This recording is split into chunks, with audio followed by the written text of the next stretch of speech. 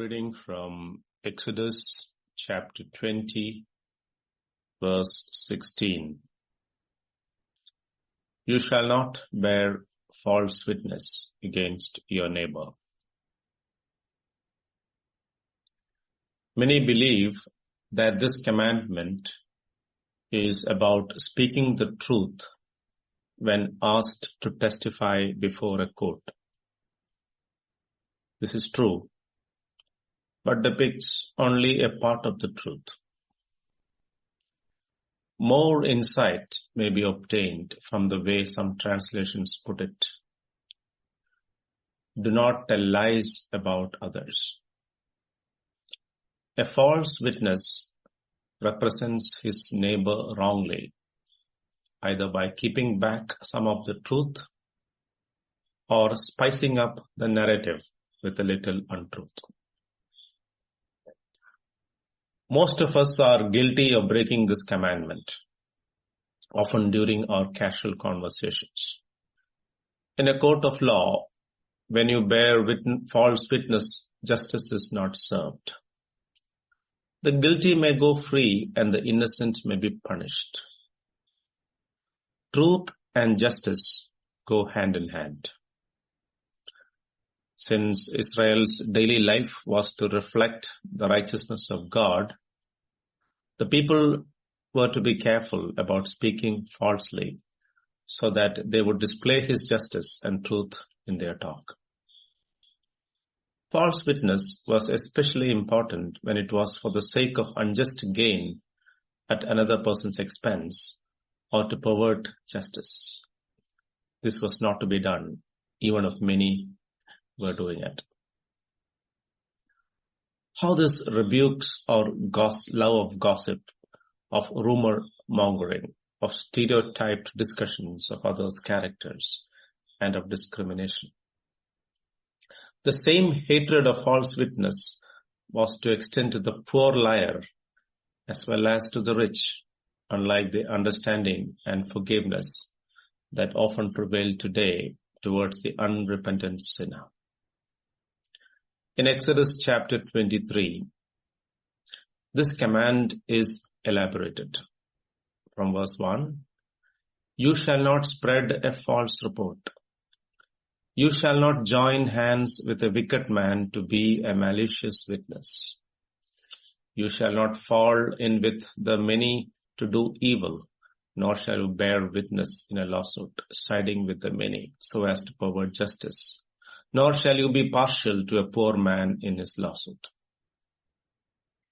God takes this so seriously that a man who bore false witness was to be punished with the same punishment that would have been meted out to the accused if convicted. Deuteronomy 19 talks about it in verse 16 to 20. If a malicious witness arises to accuse a person of wrongdoing, then both parties to the dispute shall appear before the Lord, before the priests and the judges who are in office in those days. The judges shall inquire diligently, and if the witness is a false witness and has accused his brother falsely, then you shall do to him as he had meant to do to his brother.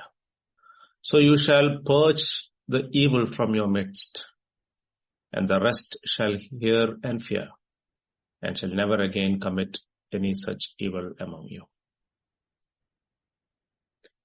In the book of Proverbs, the writer warns against this sin in many verses. Proverbs 19:5.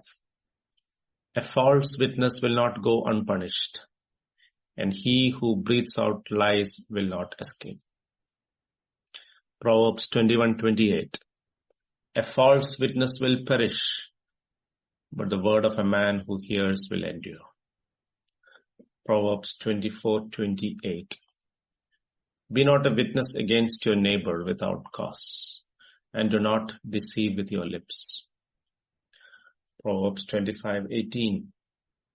A man who bears false witness against his neighbor is like a war club or a sword or a sharp arrow. Proverbs 10:18 and 19.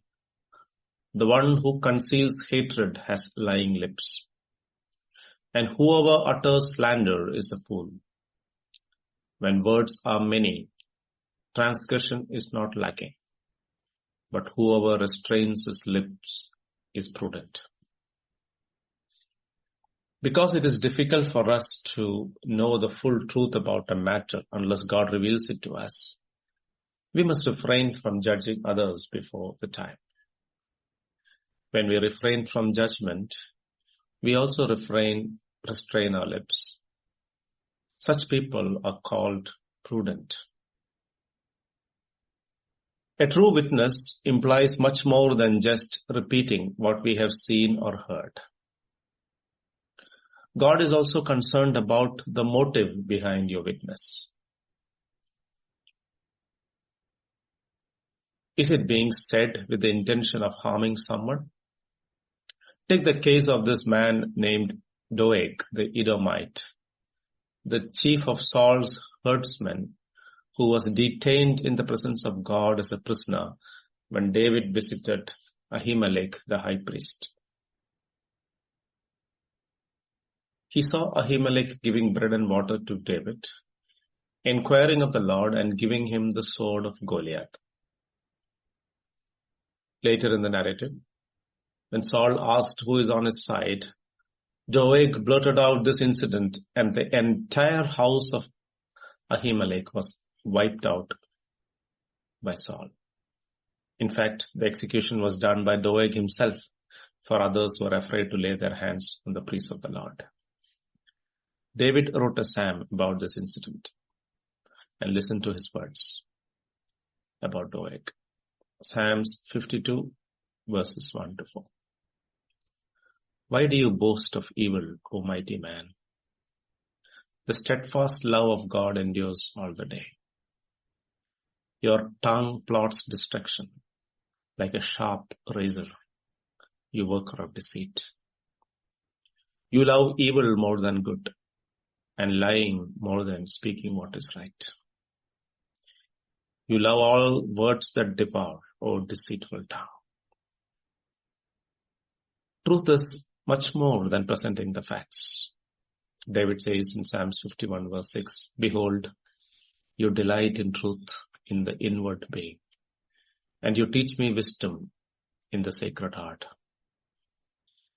Man looks on the outward appearance, but the Lord looks on the heart. Revelation 1:5 reminds us that Jesus is the faithful witness, which means we can rely on every single thing he says. And whatever he witnessed is for our good and not for our destruction.